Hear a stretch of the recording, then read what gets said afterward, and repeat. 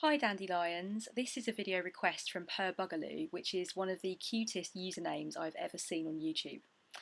And Purrbugaloo asked if I could explain how I learned tarot, like what the methods and the processes were for me learning it.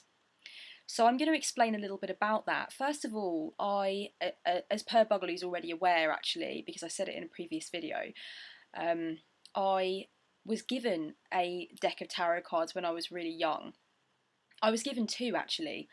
I think it was pretty obvious from an early age that it would be the kind of thing that I'd really respond to. So I was given the Marseille Tarot deck by my mum's friend, and I was also given the Mythic Tarot by my auntie Sharon. And I didn't ask for either of these decks, nor did I express any interest in tarot. I didn't communicate any interest in tarot. I think it's just one of those things that the universe sent to me. It was just obvious that it would be the kind of thing that I would really respond to and that I would be interested in. So they both had these decks lying around that they didn't use, they had no intention of using, that were either handed down or a gift, and they came my way. So I really feel like it was, I hesitate to use the word destiny, but you know what I'm saying? They just really came my way, and they did really have a huge emotional response for me. That I gave a huge emotional response to them. So the way I began was I did not learn with the Marseille deck that I was given when I was, I believe, about 11 or 12. I didn't learn with that deck. I played with it a lot though. I shuffled with it and I loved it, and I looked at the symbolism in it and I kind of thought about it, but I was too young really to understand a system that complex on any great level. I was certainly too young to dedicate the time to it. So that's why it didn't happen then. But when I was like 13, I think, and I was given the Mythic Tarot deck, it came with a book that was very, very informative and really, really cool. I don't know if they've changed it to go with the new edition now, I'm not sure, but it was kind of like a black hardback book with gold writing on the front. And it was a really great book. I underlined and highlighted and things like that. I didn't start memorising that young though. The way that I did it, and this might be a way, I mean, everybody finds their own ways of learning tarot, but this might be a good starting point for people who are having difficulty remembering the images and the meanings and stuff. The way that I started out was I used to do tarot readings for my mum, and I also used to do practice tarot readings when I was about 13 years old. And I did not used to read intuitively, lay out a spread and kind of guess what I thought of it. I also didn't used to lay the spread out in front of the person and then read out from the book. What I actually used to do was I used to get the cards drawn, so I used to sort of cut the deck and get my mum to pick the cards and stuff from at random. Then I used to get her to just go away and go and do whatever. I turned over the cards and I actually used the book and wrote the whole thing down, tying the cards together, using certain bits from the book and kind of tying it together in something coherent that would come out as kind of like a 4 or 5 page handwritten document. I think this was extremely helpful for me when I was young because it really, really went in that way. And obviously, if you are contemplating suicide at the mere thought of handwriting 5 pages, then do not fear. Go onto the computer and do it that way if that's how you do it. But I think that that is a really great idea because it kind of, when you're doing it all longhand and you're trying to work out ways to tie the cards together using the definitions from the book, it probably permeates on a really deep level. I think a lot of that information went in on a really deep level, but I didn't have the confidence to sit there and read stuff out of the book while the person was there, or indeed to kind of guess what I thought. I was too young to really understand that intuitive reading was even an option, reading with no knowledge of what the actual meanings were. And I think also that's not how I do things instinctively. I like to learn if there's a system and there's kind of a rule book and there's kind of a way of doing it. I want to learn that first before I jump off the deep end with my own intuitive thoughts and such. So I did do it the way that I think suited my personality best. So that's how I started out on my tarot journey. I started by handwriting these very long documents using the book and kind of putting in all of the main things that the book said, but in my own way. I like to try and reword. So, this was something that I think helped me a lot in those early days, and that's something maybe some people might want to consider or try, I don't know. And then as I got a bit older, I realised that a lot of these things that I'd taken into my mind from using the book and from using the cards in that way started to come out at me in signs and symbols and archetypes and stuff. So it was almost like the next stage of my learning with tarot was life learning. I was watching life unfold, watching all these different characters come and go in my life, watching situations unfold, watching a bit more TV, having a look at films and soaps and stuff like that. And it started very, very slowly coming into my mind that certain things that I'd read about in the tarot book made sense in life. They actually were relatable to things that people go through in life. Even, you know, if there would be a death in a film, I would think about the death card, and I would think about transition and the ending of a cycle and stuff. Or when I would see a character or a person in my real life or an adult talking about somebody who has kind of hidden themselves away and become really withdrawn and is not talking to anybody, I would kind of think of the hermit. And this wasn't artfully self-conscious, this came from a really organic place. I think that picking up the book and doing it that way had made me realise that actually tarot was just a very, very intricate system which illustrated the whole of human experience, and you could in fact find any and all human experiences and human thoughts and feelings and connections in tarot.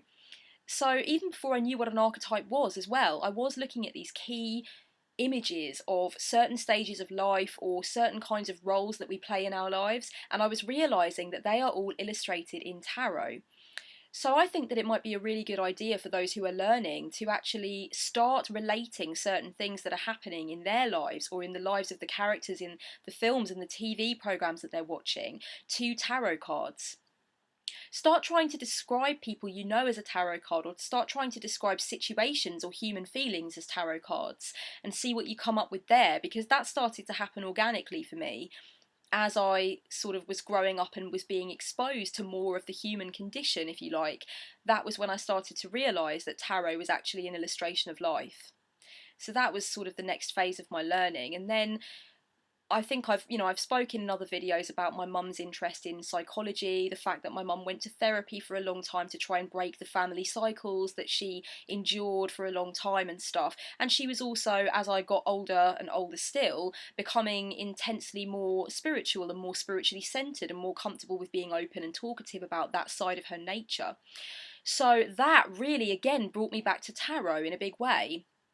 Even when I wasn't doing tarot card readings for my mum, even when I would go through those breaks, as you do when you're a teenager and other things kind of take up your time, I realised that a lot of the ideas that are put forth in things like positive psychology and transpersonal therapy are evident in tarot. And I also realised that tarot was a spiritual tool. Tarot was a tool that actually helped you to explore your spiritual pathway and work out what your core principles are for living your life in a spiritually centered fashion. So I think, again, it was just one of those things where I had the early seed of writing these long documents out, and as life opened up to me, I was reminded at certain times about certain things I'd read in the book and put into these readings. So it was almost like flashbacks. It was flashbacks from an emotional place on that academic place that I'd started at, where I realised that actually things were tying together. And then I had my big break.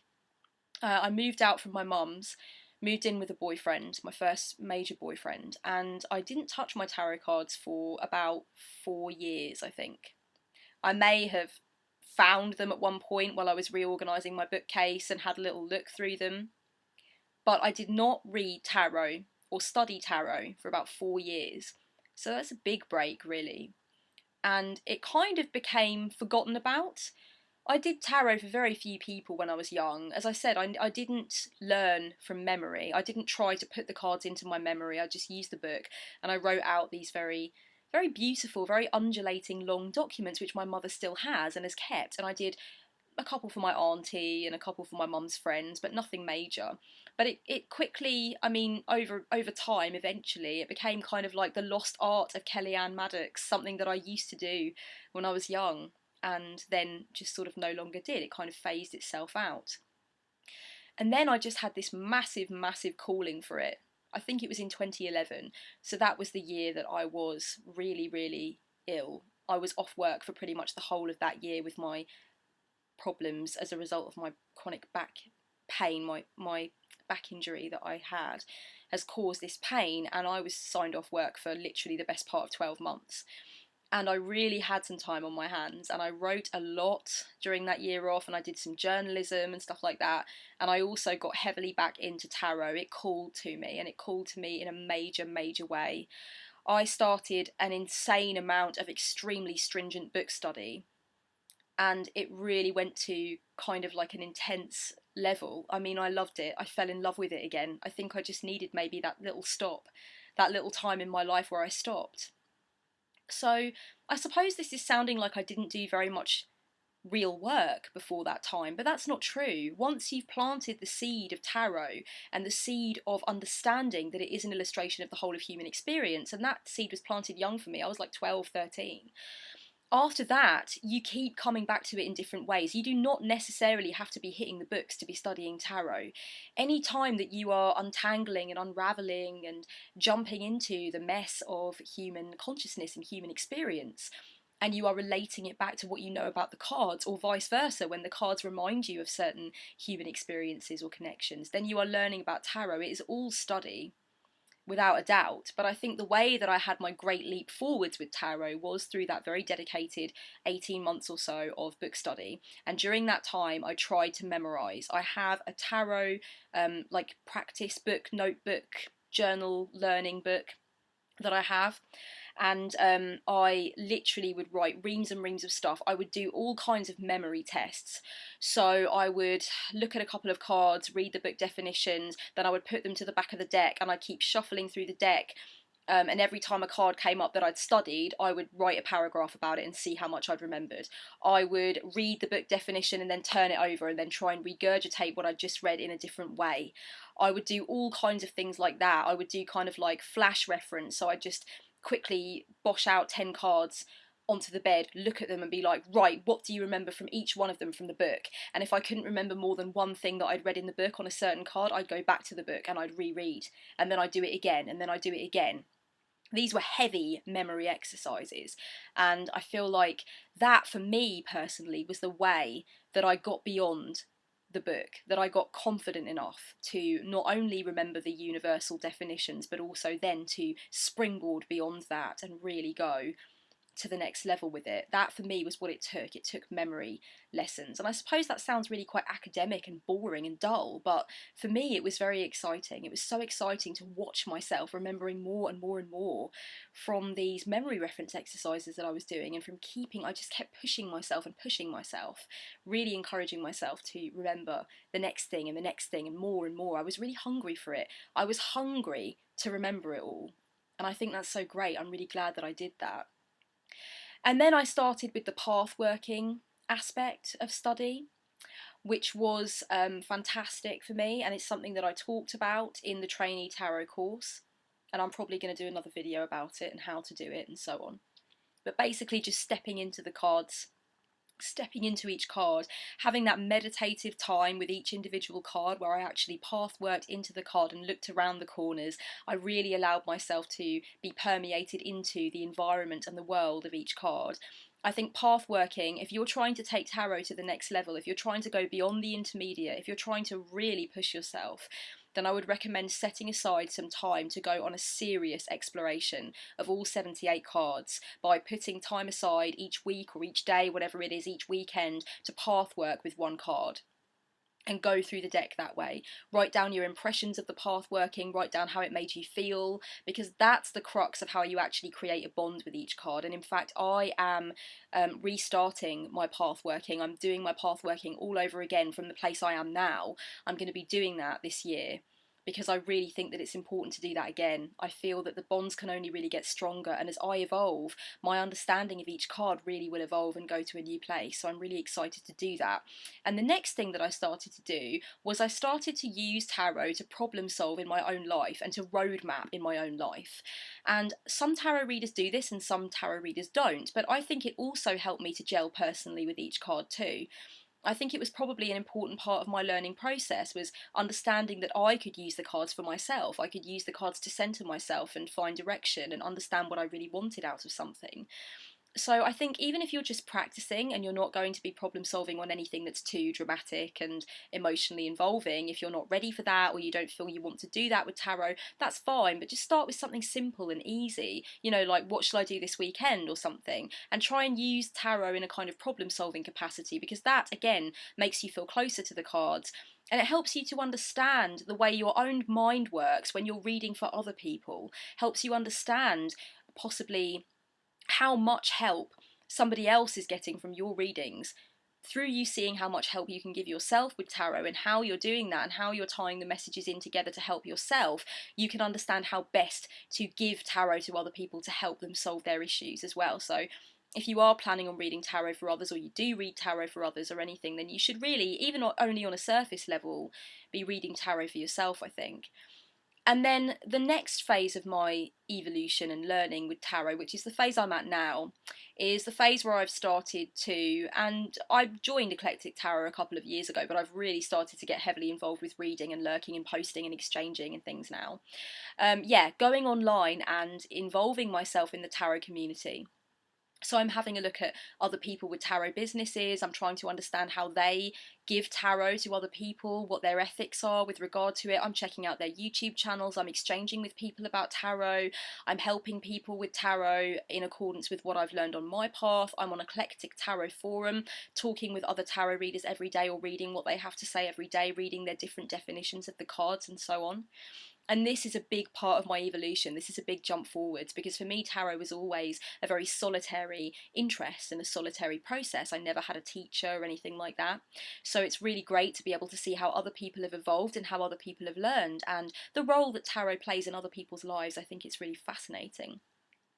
So that's how I learned tarot. And, you know, as I said, every single path is very individual and very interesting to hear about.